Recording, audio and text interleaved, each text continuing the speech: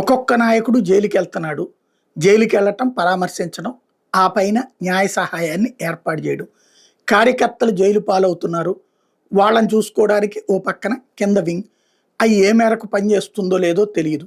But వైసీపీని నమ్ముకుంటే jail పాలే, వైసీపీని నమ్ముకుంటే అరెస్టులు, కేసులు, కోర్టులు.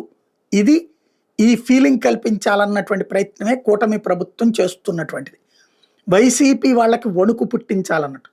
ఇప్పుడు ఆ వణుకుని దూరం చేయడం, భయాన్ని పోగొట్టి ధైర్యాన్ని ఇవ్వటం, అదే సందర్భంలో భవిష్యత్తు మీద ఆశ రేకెత్తింపజేయటం, ఎట్ ద సేమ్ టైం పార్టీకి ఏ ప్రాబ్లము రాదని తెలియచేయటం, నేనున్నానన్నటువంటి భరోసానివ్వటం.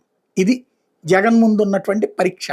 ఎట్ ద సేమ్ టైం న్యాయపరమైన సహాయం సకాలంలో సహృదయంతో అందేలా చూడటం, అందరికీ తగినటువంటి ఏర్పాట్లు చేయడం అన్నటువంటిది ఆయనకు ఉన్నటువంటి అతిపెద్ద పరీక్ష.